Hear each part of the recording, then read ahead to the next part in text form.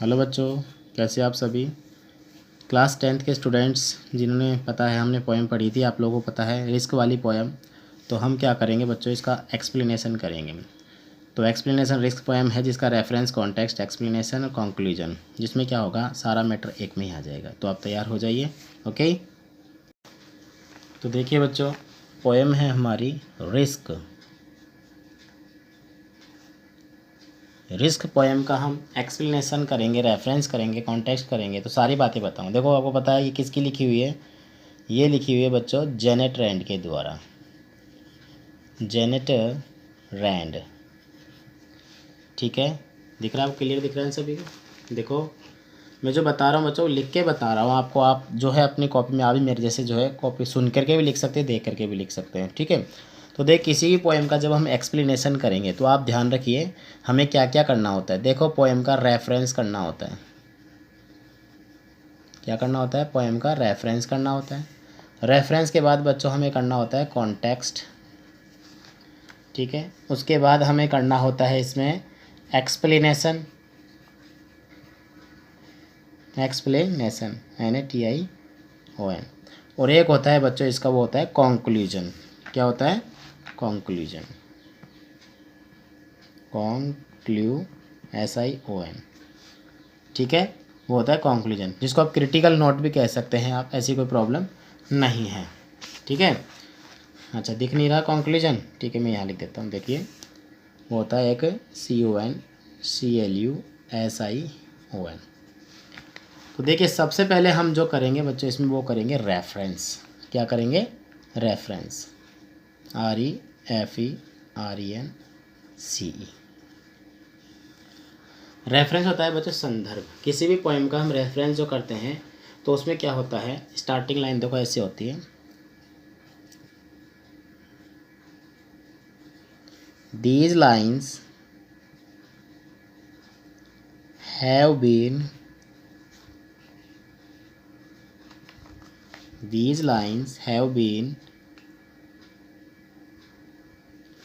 taken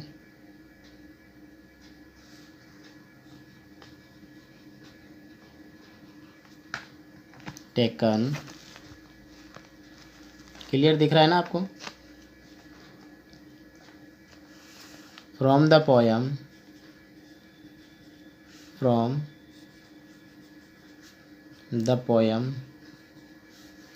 poem का नाम यहाँ पर आ जाएगा रिस्क, ठीक है। क्या आ जाएगा? रिस्क पोएम का नाम है, जिसको हमने यहाँ पर लिख दिया है।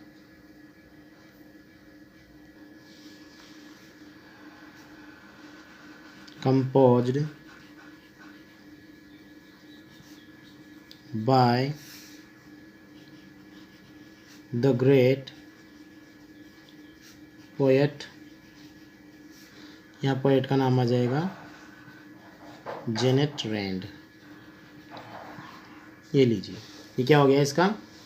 ये हो गया रेफरेंस। अब बनाएंगे बच्चे इसका कॉन्टेक्स्ट। क्या बनाएंगे? कॉन्टेक्स्ट।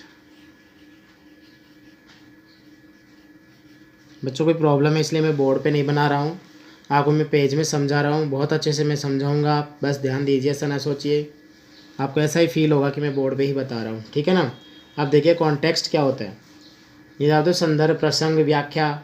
तो प्रसंग जो है इसका क्या है? In this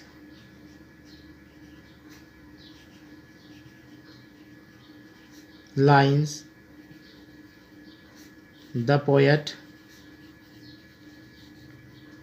in these lines the poet expresses, EXPRESSES, ठीक है। expresses about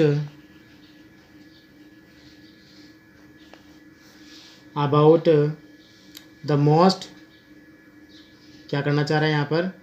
व्यक्त कर रहा है। इसके अंदर पोएट जो है वो क्या व्यक्त करना चाह रहा है, उस चीज़ को हम लोग देखते हैं कि जो मतलब इन लाइनों के अंदर जो पोएट कहेगा, एक्सप्रेसेज मतलब जिसको हम बोलेंगे ना, द पोएट जो है, in this line the poet expresses his ideas about risk.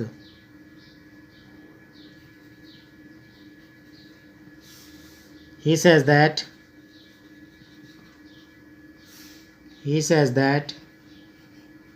वो क्या बोलता है वो, विदाउट रिस्क,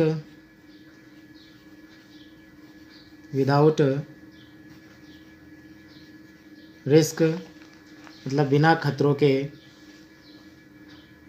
विदाउट रिस्क क्या हो जाएगा, nothing life, nothing life.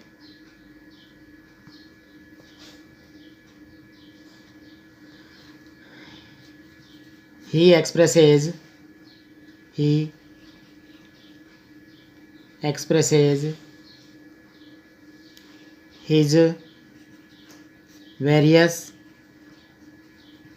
Various का मतलब जानते हो, बहुत सारे, examples, various examples about it.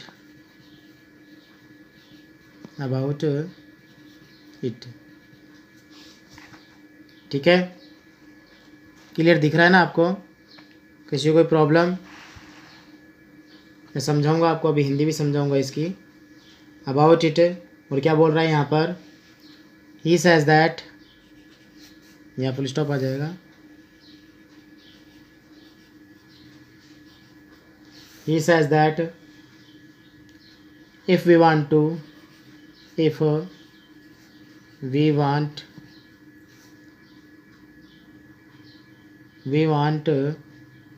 to do something,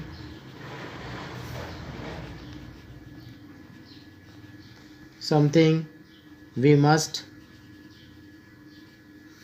take risk.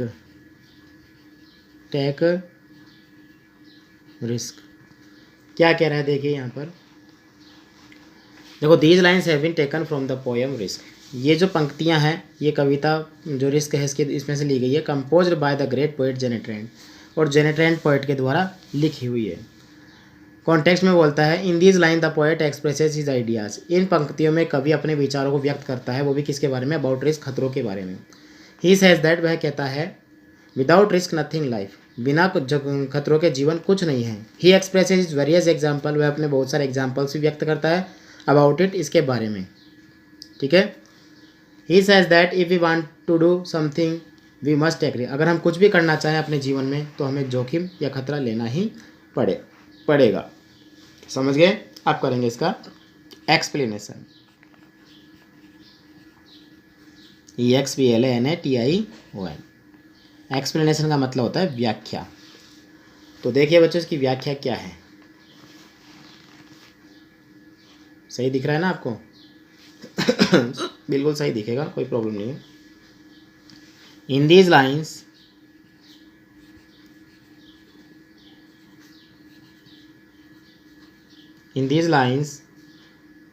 The poet कौन है, jenny Trent. The poet says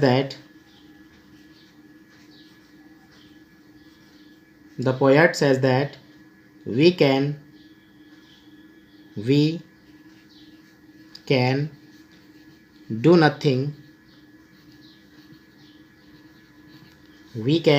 do nothing without taking risk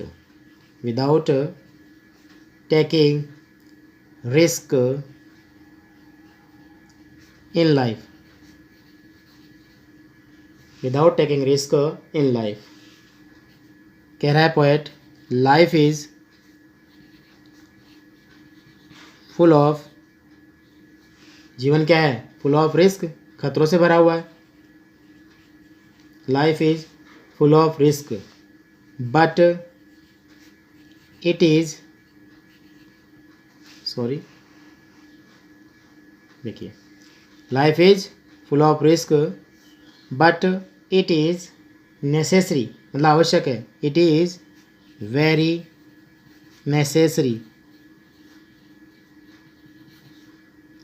necessary. To take risk in life. अभी मैं आपको इसका अर्थ ही बताऊंगा। To take risk in life, even in even in laughing, जैसे कि पोइट ने बताया था, हमने पोएम में देखा था हमने।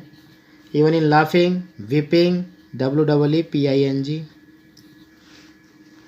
लाफिंग, वीपिंग, और क्या बोल रहे हैं यहाँ पर, helping others, and in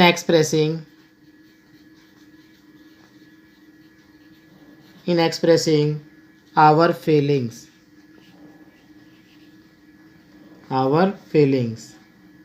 and in everything।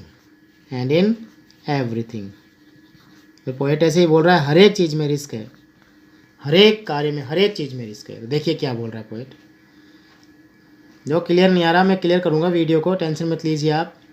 थोड़ा सा एक इमरजेंसी में एक टाइम नहीं मिल पाया तो मैं इस पेज पे बना रहा हूँ, कोशिश करूँगा कि बोर्ड पे ही बनाऊँ, बोर्ड पे समझाऊँ मैं आपको, ठीक है ना।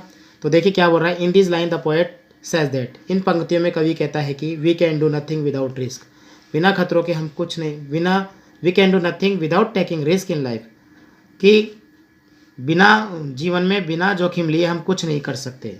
Life is full of risk, जीवन खतरों से भरा हुआ है।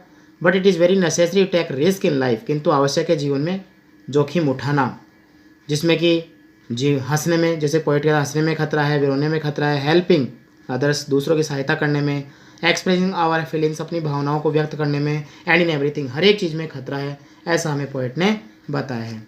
तो देखिए 3 चीज़ हो गई हमारे, रेफरेंस हो गया, ठीक है, कॉन्टेक्स्ट ये हमने पढ़ लिया, उसके बाद हमने एक्सप्लेनेशन देखा। अब देखिए बच्चों, अब हम देखेंगे इसमें क्या चीज़, हम देखेंगे इसमें एक्सप्लेनेशन, जिसको हम क्या कहेंगे, कंक्लूजन।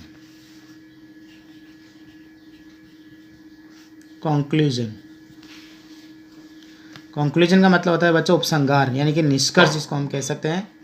क्या होता है, निष्कर्ष। तो निष्कर्ष देखिए क्या होता है इसमें, बहुत ईजी है। हम लिखेंगे इट इज़, क्या लिखेंगे, it is a short poem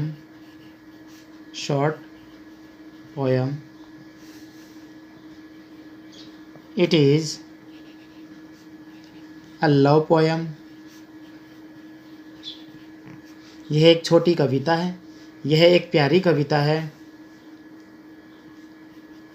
it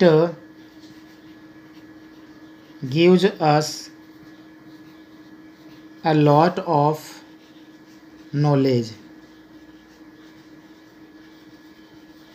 यह हमें बहुत अधिक ज्ञान देती है, मतलब नॉलेज देती है।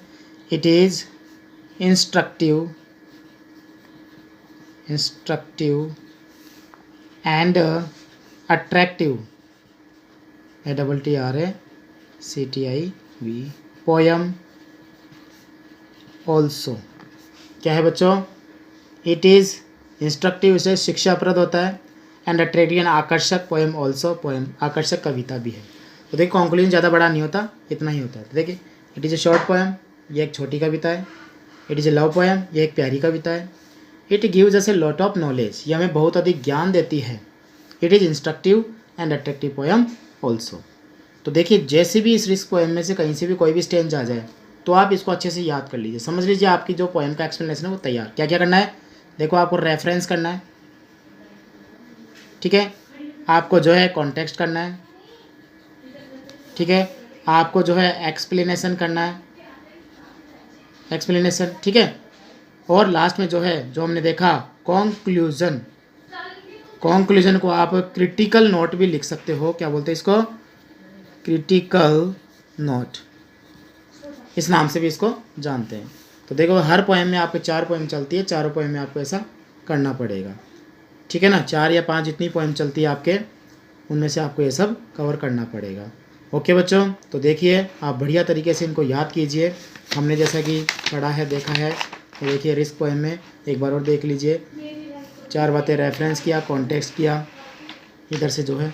अच्छा आप एक काम कीजिए, देखिए यहाँ से स्क्रीनशॉट लीजिए पहले आप, ठीक है। यहाँ ये 2 का ले लीजिए, यहाँ से लेकर के रेफरेंस और कॉन्टेक्स्ट ले लिया आपने, हो गया। अब आप इसके एक्सप्लेनेशन का ले लीजिए स्क्रीनशॉट, यहीं से